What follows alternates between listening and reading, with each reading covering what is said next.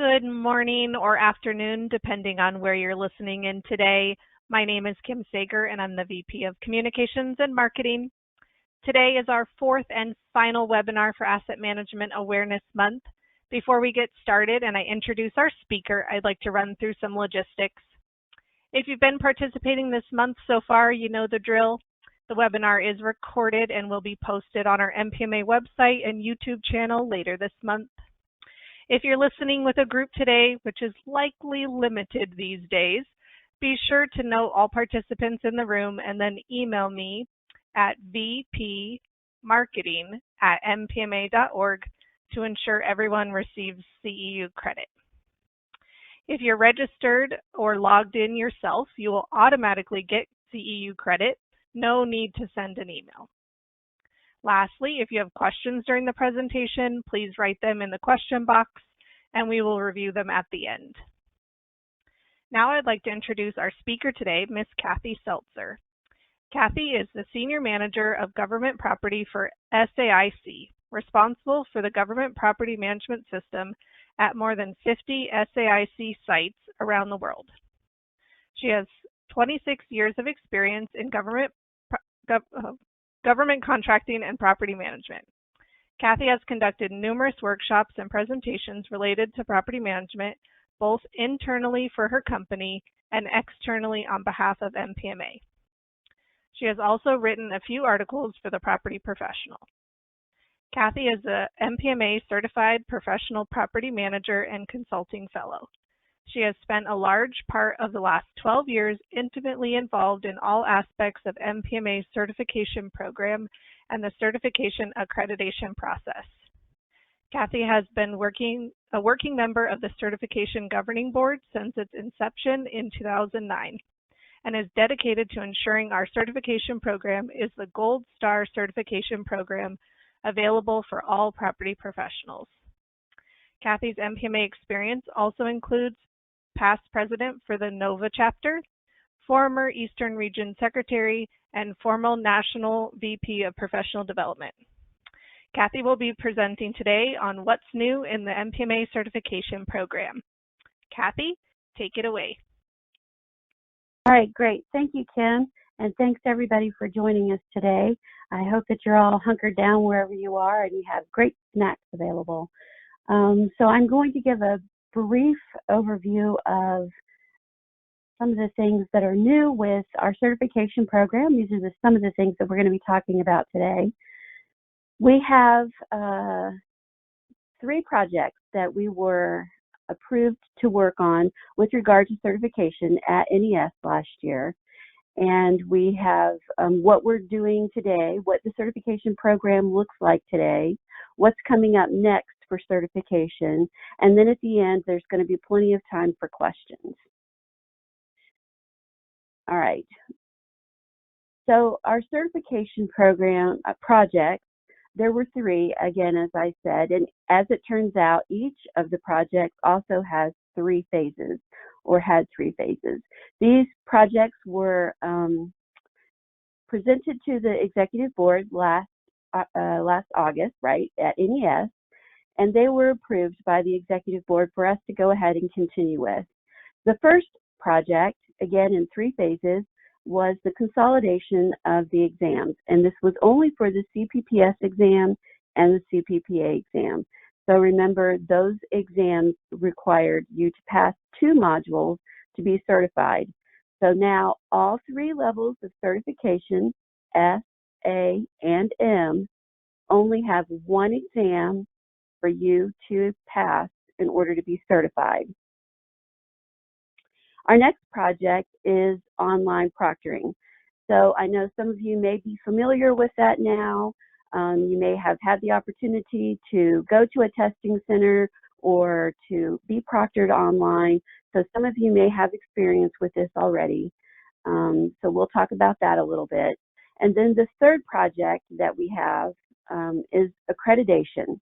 So previously we had been working for accreditation through NCCA and through ICE, but we ran into a couple of roadblocks where we determined that if we stuck with NCCA standards, we were likely never going to be accredited. There are some things that NPMA does, the way we do our certification program, that NCCA just did not approve of. So rather than continue to beat our heads against the brick wall, although it feels really good when you stop, rather to continue to do that, we decided it would be in our best interest and the best interest of NPMA for us to seek accreditation through ANSI to the ISO standard 17024. So project number one, which is probably the project you all care the most about, is the consolidation of the exams and the new exams and what they look like and how they feel and all that good stuff. So phase one of this project was actually the rewriting of the exams. So what we did was we found groups of subject matter experts, and there were several. I want to say there was about 10 or 11 altogether of subject matter experts. And these are people who were CPPMs, consulting fellows, people who have a good amount of experience with property management in our association, who volunteered or were recruited, and there was a little bit of arm twisting going on, to write new questions for new exams. So what we did, how we got there, was we took the fundamentals manual and the intermediate manual, and we assigned one chapter to each subject matter expert and said, come back to me with 20 questions. So we had a good pool of questions ranging all across the manual for both CPPS and CPPA to choose from. So we have one exam for the CPPS that has 110 questions on it. So before you start saying, wait, let me explain. There are 100 graded questions, and there are 10 non-graded questions. So when you sit down to take the exam, you don't know which questions are graded and which are not. Now, the reason we include those 10 extra questions is so we can get some statistics for them, so we can see how those questions perform. So if they're good questions and they're valid questions, then we'll be able to use them to create new exams at a later date. All right, so we have one exam for CPPS, one exam for CPPA. Phase one of this project was completed in November last year. After we had the exams written and we had Criterion, who we're using for online proctoring as well as psychometric services now, we asked Criterion to create exam forms for us. So because we had such a large pool of questions, thank you very much to our subject matter experts, we were able to create two completely different forms for the S and two forms for the A. So we were able to send out the exams to a second group of subject matter experts who took the exams, and then based on those results, we did a standard setting study, which is psychometric speak for coming up with the pass-fail mark. And that's what a cut score is. It's a pass-fail mark. So in order to pass the new CPPS exam, you have to be able to answer 68 questions, or because there's 100 questions on the exam, that would be 68%. And for the CPPA exam, it's a 64%. Now, I know there's nothing mentioned on here about the CPPM exam. I want to assure everyone we did not touch the CPPM exam. It is the same today as it was last year. And if you're interested or have a question about what the cut score for the CPPM exam is, it is a 82, which is a 70%. So we have 68 for the S, 64 for the A, and 70% or an 82 for the M. Phase two of this project was completed in December of last year. Now, phase three of this project is an ongoing thing. We continually speak with or chat with or send emails to Criterion to say, hey, how are the exams performing? We see so many have been taken. Do the questions look good? Is everybody passing the questions? Are there some questions that nobody is getting correct? Because those are the questions we need to look at replacing. But Criterion comes back to us, as they have several times already this year, and said, you need to be patient. You need to give it more time. We don't have enough statistics yet. We're keeping an eye on it. Things are looking good. So the system is working. The exams are doing well. People are taking the exams. People are passing the exams. All right, project number 2, which was online proctoring. Again, where we introduced Criterion as our online proctoring vendor. So the first thing we did in phase 1 was look at the requirements. What are the requirements of our candidates? And it's not just our candidates who are taking exams in the United States, but candidates all around the world who are taking exams to be a certified property professional. And this is what actually led us to looking at online proctoring, because those folks who are located in places around the world don't have proctors available to them like most of us here in the United States do.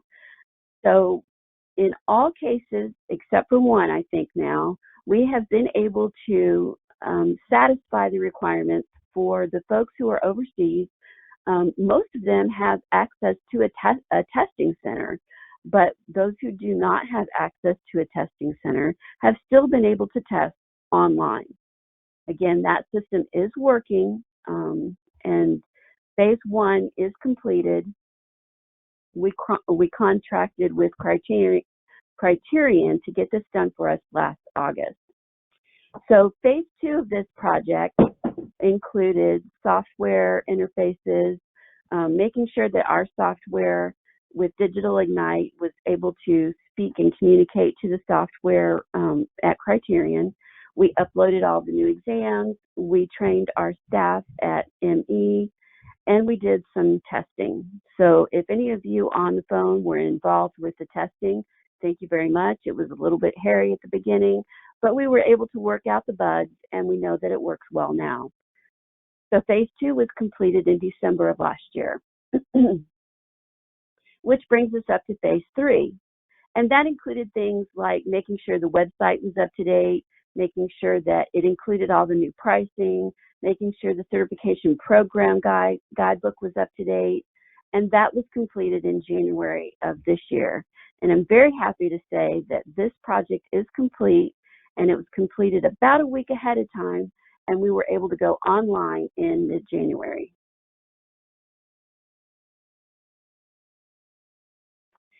And that brings us to project number 3, which is probably the longest, most arduous, drawn-out project, which is accreditation. So some of you out there might be wondering why we're even bothering to do accreditation to get our program accredited. And I will tell you that it's a twofold answer. Number 1 is we need to serve our association, our profession, our members, but we also need to serve the people who are not, our employers, our customers. And we have several federal agencies who are saying, I appreciate the fact that you've taken the step to have a certification program, and we're pushing our people to be certified, but what does certification mean if it's not accredited? So can you push a little harder and have an accredited program? To which we want to say yes, we're working toward accreditation, but even if our program never reaches accreditation, even if we can't ever meet that final hurdle, we're going to have a gold star standard for certification programs because we will have worked to those standards. So in this case, again, it's the ISO standard 17024. So that's the standard we're working toward, and we need to be able to meet all the criteria in that standard in order to be certified, in order to be accredited. So we contracted with Seacrest, and we conducted phone interviews, and we gave them access to all the documentation that we previously had, And because we had been working on this to meet NCCA standards, we did have probably 98% of the documentation that we already needed. So we gave that to Seacrest, and phase 1 was completed in December of last year. Phase 2, which we're beginning right now, we were able to read their assessment, which was just a bottom line report that says, this is where you are now. And these are some of the corrective actions that we think you're going to have to take in order to meet accreditation. So we again contracted with Seacrest, very recently in fact, to help us with those corrective actions. And some of the corrective actions involve things like we had all of our policies and procedures in one book, and what they suggested was to take the chapter that regarded candidates only out of the book and make that a handbook for candidates only. So, okay, that was a very easy fix. We were able to do that. So we are working with Seacrest, and actually we start working with them on Monday, to look at the corrective actions that they recommend and see how we can make them work in our program. Phase 3 of this program, of this project, will begin hopefully in late summer or early fall of this year, and that will be to actually start to prepare our application for accreditation with ANSI. Again, we will ask Seacrest to help us do that, and they're already on board. They already know that's coming. All right. So what does the certification program look like today? As I said, there's one exam for every certification level. So you don't have to worry about passing one module and not passing the next. It's one exam, pass, and move on. We have proctors who are available online or in testing centers. So whichever you prefer or whichever works best for you, no matter where you're located in the United States or around the world, you will have a proctor who is available to you.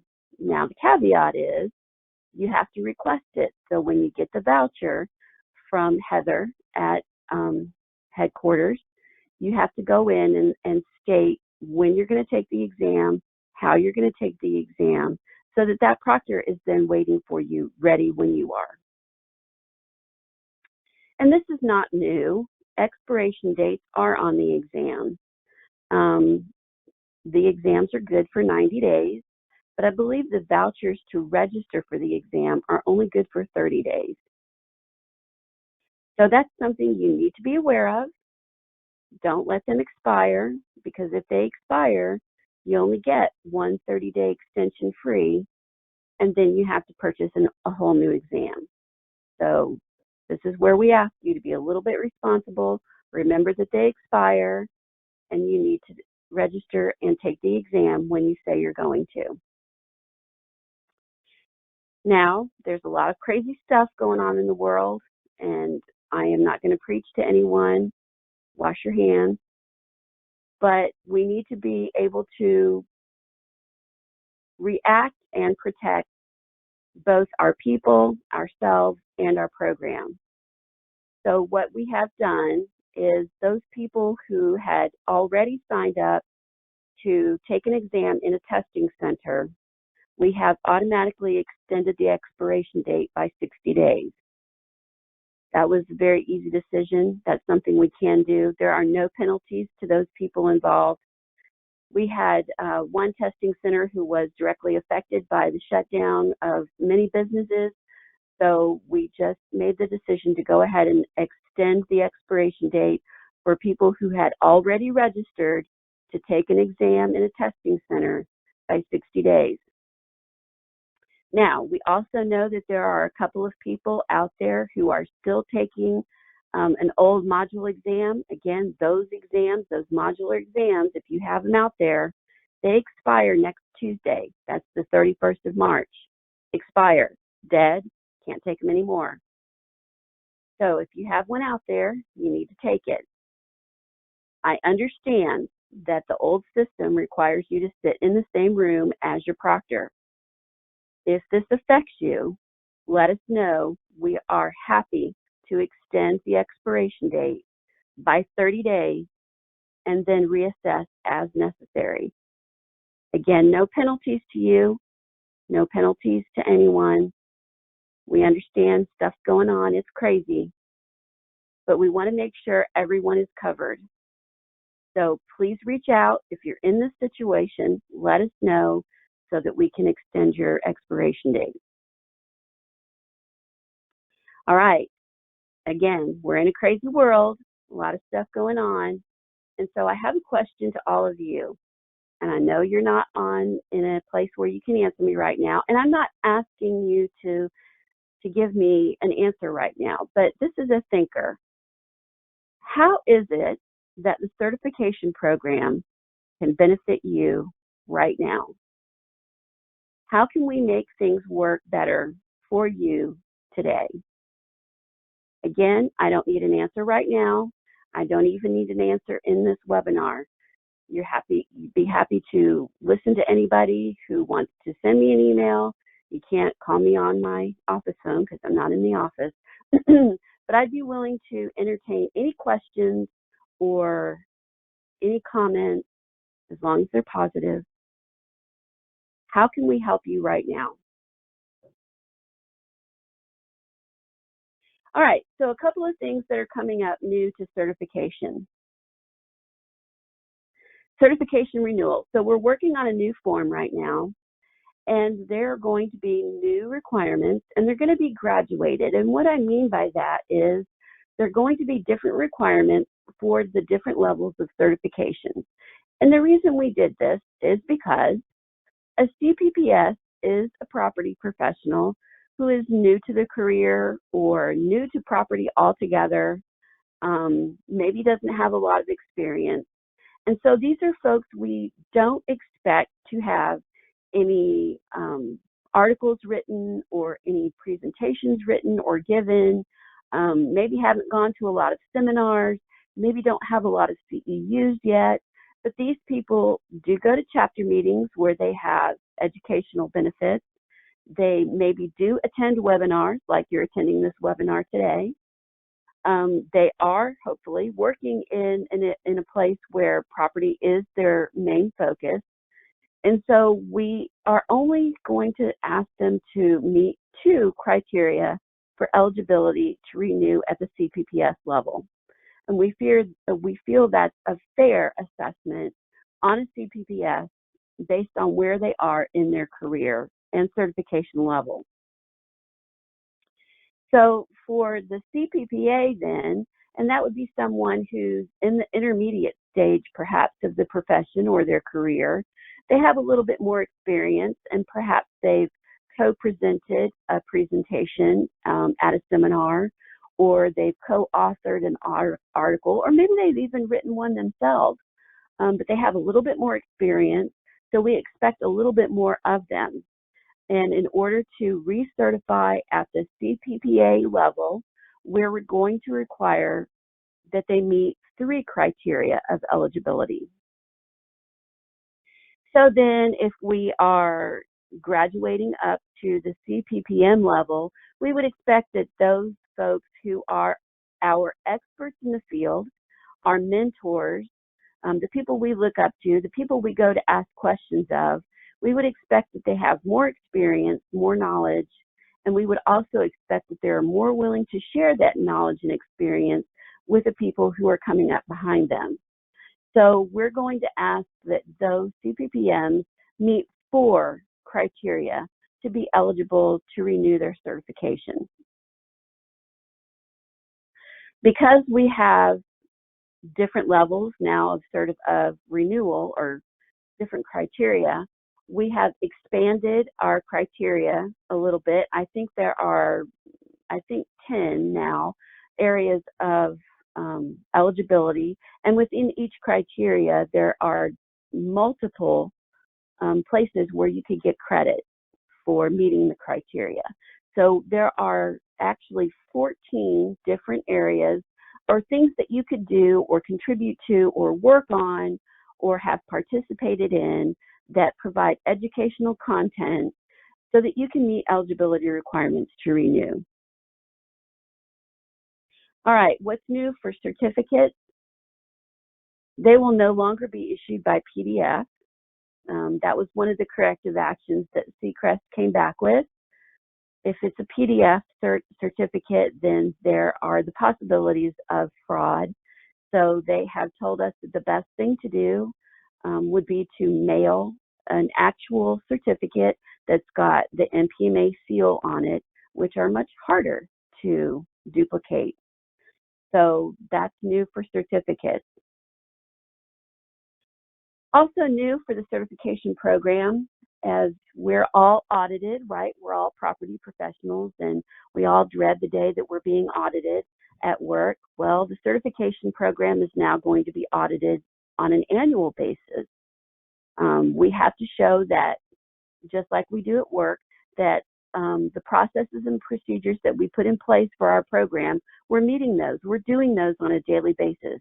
We administer the program in a certain way, the exact way we say we're going to. There are no exceptions. It's written in black and white. This is what we're doing. This is why we're doing it. Everybody meets the criteria, and that's how the program is run. So when we get audited, we have to provide documentation that shows we've done exactly what our policies and procedures say we're going to do. So again, auditing is no different from the certification program than it is for us at work. Also coming up new is the CGB, and those of you who don't know what CGB is, it's the Certification Governing Board Nominating Committee. So we're looking for a group of people, a very small group of people, who can work on things like finding subject matter experts, because we need them. We need them all the time. Those are the people who do our standard setting studies. Those are the people who write our questions. Those are the people we go to when we need help. Those are the people who are grading CPPM exams, adjudicating CPPM exams. So we're looking for a nominating committee who can help us find people to serve on the Certification Governing Board. Find people who might be willing to be the director of exams, the director of accreditation, the Certification Governing Board chair, subject matter experts, as I said. So the nominating committee will help us find those people, and then the Certification Governing Board can focus on the administration of the certification program. All right, and as a reminder, again, this is not new, but a very valid reminder. All credentials, no matter what level, S, A, or M, expire and must be renewed every 5 years. We hope with the new certification renewal form, it's going to be easier and there will be no confusion and no one will have a problem being recertified.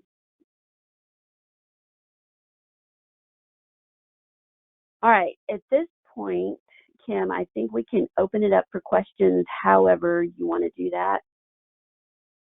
There's plenty of time for questions. I just have one caveat for questions. Let's try to please keep the questions positive and general. If you have questions of a general nature, anything regarding the certification program, I'm happy to answer them now.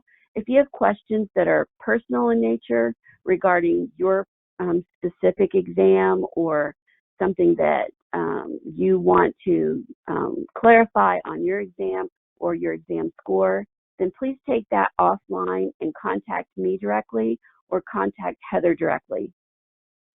Kathy, this is Rebecca. I can take a look to see if some questions came in. I don't know if what happened to Kim or if she's on mute, but I'd be happy to take a look. All right, perfect. Here. Thanks, Rebecca. You're welcome.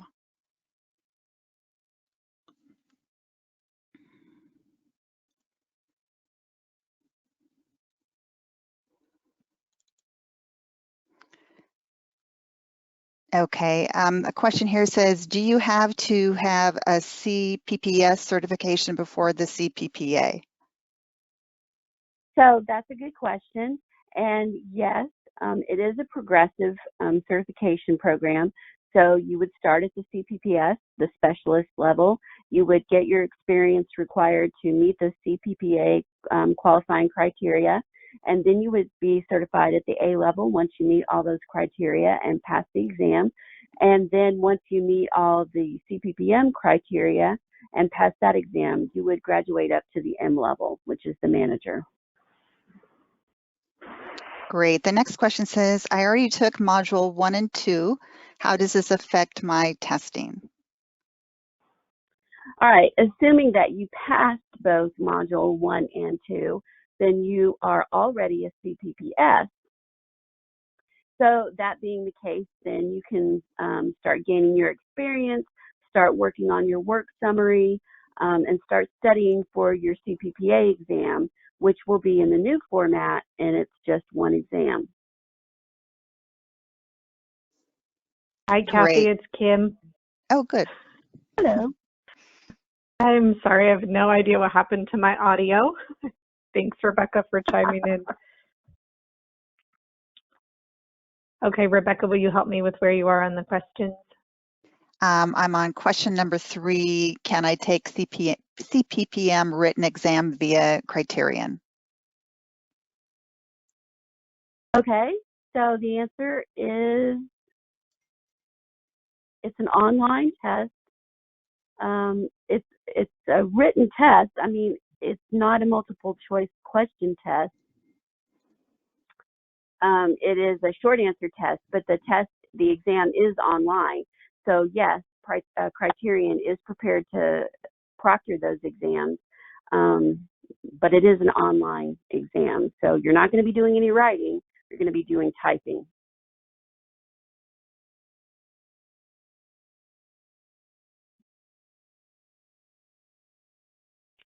Great. Kim, do you see where we are on the question list, or do you still need help? I do. Okay. Nope, I do. Let's see.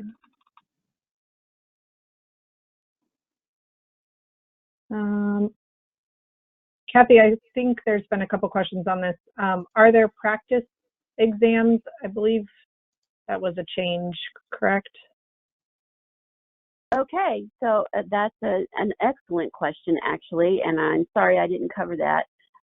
There are practice exams available. The practice exam for the CPPM, I believe, is on the NPMA website. The practice exams for the S and the A are available or will be available to everyone who purchases the exam. I'm not sure that the exams are in a form that's ready to be distributed yet, but yes, the answer is yes. We will have practice exams for everyone, every candidate, regardless of what level you are, who purchases an exam.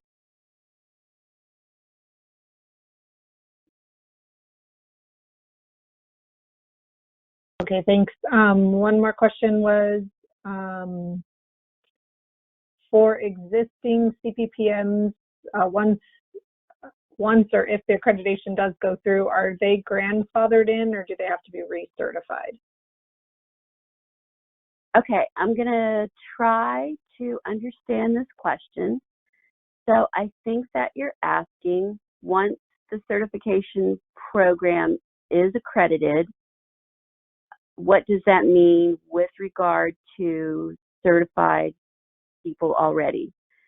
So if you are a CPPS, then you will be a CPPS until you become an A. If you are a CPPA, you will be a CPPA until you become an M. And if you are a CPPM, when we are accredited, you will be a CPPM until you are no longer willing to recertify.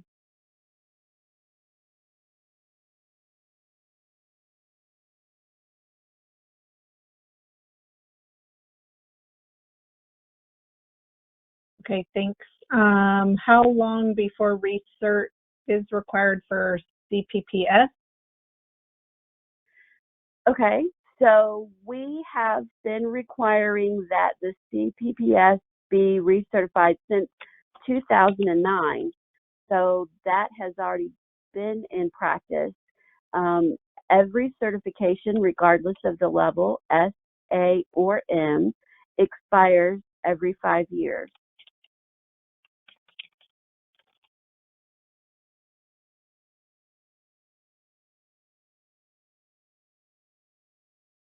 I have a general question, and I'm not sure what level of certification they're referring to, so maybe you can speak to all three. How long will you know once you've taken the exam if you've passed? Okay, great question. When you take the S and the A exams, which are online proctored, well, they're all online and proctored, which are multiple choice exams, you should find out, you may find out even the same day, but definitely within 3 business days, you'll get an email from Criterion that says, congratulations, you've passed this exam. You're now certified at the CPPS or the CPPA level. The CPPM exams, although you take them online with Criterion, they are graded by NPMA subject matter experts. They are graded by 2 different graders. So the grading is done anonymously. The graders don't know who the candidate is, and the graders don't know who else is grading or has graded the exam. If the grading is the same by each grader or within 1 point, then the exam goes directly to Heather at headquarters, and she will issue a certificate or send an email that says you were successful or unsuccessful. If the grading is more than 1 point difference between the 2 graders, the exam goes to an adjudicator, and it is graded by a 3rd independent grader. And then it goes to Heather at headquarters. So as you can imagine, that takes a little bit of time. We're not all sitting in the room together discussing exams. In fact, we don't discuss them at all.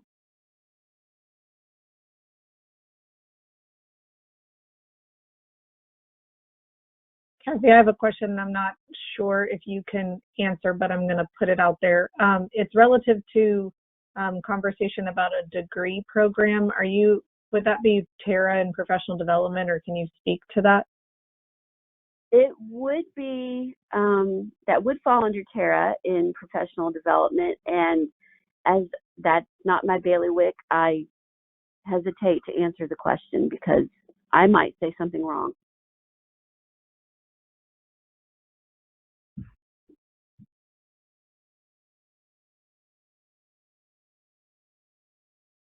Okay, thanks. Sorry, I'm just going through the list of questions. No worries. Let's see.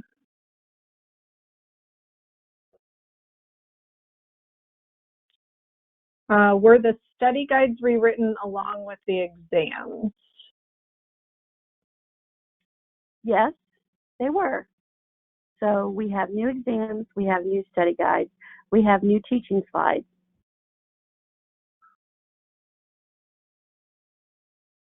And what was the release date for that? Sorry, there's multiple questions coming through. Okay, so the new exams were finished in December of 2019, and they went into distribution in January of 2019. So in conjunction with the release of the new exams, we also had the new study guides and the new teaching slides. I don't think there have been very many classes held this year. I know there's been at least 1 class, and it was a very successful class. So I think that answers the question. January would be the answer.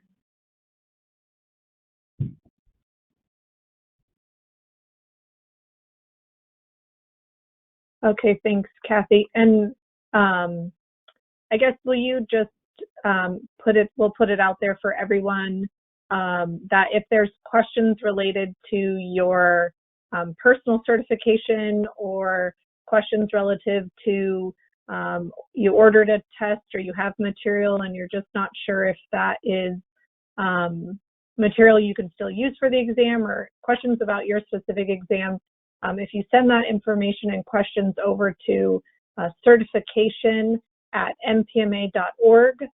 They can help you directly and specifically for your personal certification levels and development.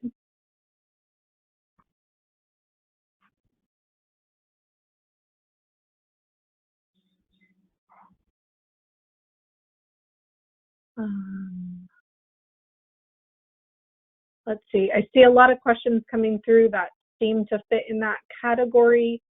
Okay. Yeah, and So I tried to speak to it a little bit with regard to the craziness that's going on in the world right now. Again, if you're concerned or worried, please don't be. We're going to support you. If you've already purchased an exam and you don't know what to do, or, oh my gosh, can I take it? Please get in touch with Heather at certification@npma.org. I guarantee you that she will be able to help you out. If you can't get in touch with Heather for whatever reason, then please send me the question and I will be able to help you. Try Heather first. She's always there and she is on it. But we will support you. We will answer your questions. You can still take exams, and we will get through this. I do have one more general question, Kathy, and it's, can you purchase the study material and not purchase the exam? No, the study material comes with the exam.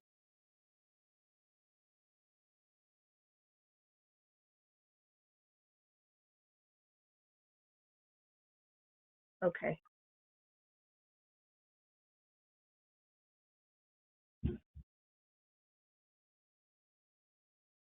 All right, folks, going through a lot of these questions again, go ahead and email the certification@npma.org. Hopefully they will be able to help you and answer your questions. From a general standpoint, I think we're out of those types of questions, Kathy. So again, Okay. I want to thank you for talking today. I think we all learned a ton. My pleasure. And then for those on the phone, I hope I was able to spread some good, positive things about the certification program. I think you did. I hope you all have enjoyed the webinar series over the Asset Management Awareness Month. Our mission is always to provide education to our members, and hopefully everyone was able to participate. Again, these webinars will be posted on our YouTube channel and then our NPMA website following the following month. So stay tuned, and I hope everybody has a great rest of their day. Thank you. Thanks, Kim.